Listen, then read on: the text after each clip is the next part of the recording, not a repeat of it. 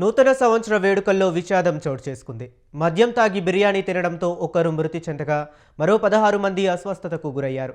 ఈ విషాదకర సంఘటన మేడ్చల్ జిల్లా జగద్గిరిగుట్ట పిఎస్ పరిధి భవానీనగర్లో జరిగింది. నిన్న రాత్రి నూతన సంవత్సర వేడుకల్లో బిర్యానీ తిని మద్యం సేవించారు.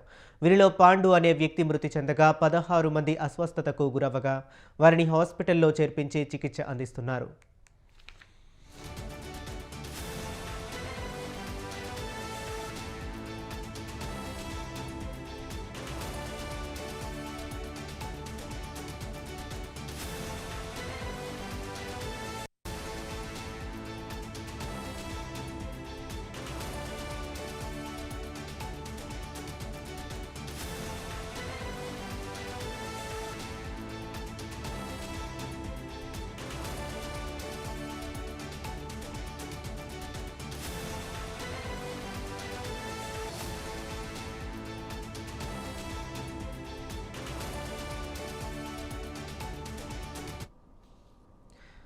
ఇక నూతన సంవత్సర వేడుకల్లో విషాదం చోటు చేసుకుంది. మద్యం తాగి బిర్యానీ తినడంతో ఒకరు మృతి చెందగా మరో 16 మంది అస్వస్థతకు గురయ్యారు.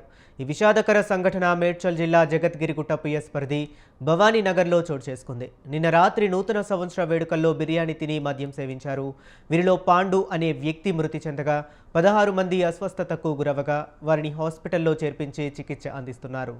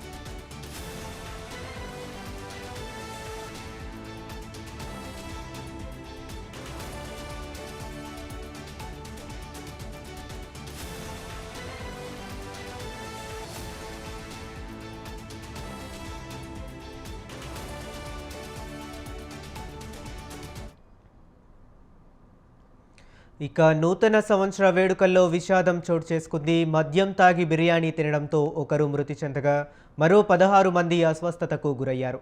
ఈ విషాదకర సంఘటన మేడ్చల్ జిల్లా జగద్గిరిగుట్ట పిఎస్ పరిధి భవానీనగర్లో జరిగింది. నిన్న రాత్రి నూతన సంవత్సర వేడుకల్లో బిర్యానీ తిని మద్యం సేవించారు. వీరిలో పాండు అనే వ్యక్తి మృతి చెందగా 16 మంది అస్వస్థతకు గురవగా వారిని హాస్పిటల్లో చేర్పించి చికిత్స అందిస్తున్నారు. ఇక ఇదే అంశం గురించి మరింత సమాచారాన్ని మా కరెస్పాండెంట్ ఉషా ఫోన్ లైన్లో అందిస్తారు. ఉషా, చెప్పండి. హరీష్, నూతన సంవత్సర వేడుకల్లో విషాదం చోటు చేసుకుంది.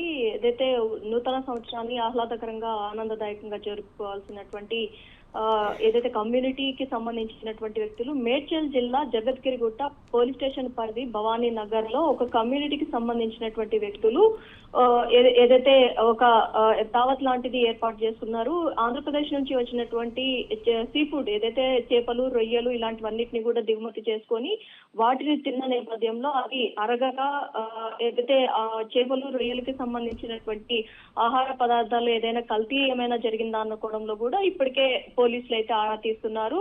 మొత్తం మద్యం తాగి బిర్యానీ తినడంతో ఒక వ్యక్తి పాండు అనే వ్యక్తి 53 ఏళ్ల పాండు అనే వ్యక్తి మృతి చెందాడు. మిగతా 16 మంది ఎవరైతే ఉన్నారో వీరందరూ కూడా అస్వస్థతకు గురయ్యారు. టోటల్ గా 17 మంది ఈ ఈవెంట్ ఏదైతే ఈ మొత్తం కూడా నూతన సంవత్సరం వేడుకల సందర్భంగానే ఒక కమిటీకి సంబంధించిన వ్యక్తులందరూ కూడా ఒకే చోట గుమికూడారు. ఈ 17 మంది కూడా అస్వస్థతకు గురైనట్టుగా తెలుస్తుంది. ఈ 17 మందిలో ఒకరు పాండు అనే 53 ఏళ్ల వ్యక్తి మాత్రం మృతి చెందినట్టుగా అయితే అధికారికంగా మనకు అందుతున్నటువంటి సమాచారం. మొత్తం మీద పోలీస్ స్టేషన్ పరిధిలో చోటు చేసుకున్నటువంటి ఈ ఘటన నూతన సంవత్సరము 2026కు స్వాగతం పలుకుతూ చేసుకున్నటువంటి మొత్తం కమ్యూనిటీకి సంబంధించినటువంటి వ్యక్తులు ఈ ఒక్కరి మృతి మిగతా అందరి పరిస్థితి విషమంగా ఉండడంతో స్థానికంగా ఉన్నటువంటి హాస్పిటల్ కి తరలించారు. మేడ్చల్ సమీపంలో ఉన్నటువంటి హాస్పిటల్స్ కి మెరుగైన వైద్యం కోసం ప్రైవేట్ హాస్పిటల్ కూడా తరలించారు.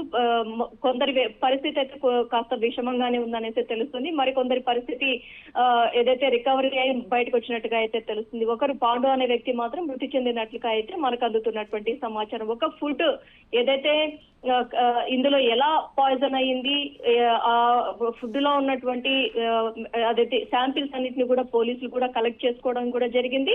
పూర్తి ఆధారాలు అలాగే ఈ శాంపిల్స్ లో ఎలాంటి విషపూరితమైనటువంటి ఆహారం కల్తీ అయింది, లేకపోతే ఇది ఫుడ్ పాయిజనా, లేకపోతే వేరే వ్యక్తులు ఎవరైనా కక్షపూరితంగా ఈ విధంగా చేశారా అన్న కోణంలో కూడా పూర్తి స్థాయిలో అయితే పోలీసులు అయితే దర్యాప్తు అయితే కొనసాగిస్తున్నారు. హరీష్. ఓకే ఉషా, అలాగే ఫుడ్ సేఫ్టీ ప్రికాషన్స్ తీసుకోకుండా అలా ఆహారం ఎలా పెట్టారు ఆ హోటల్ వాళ్ళు?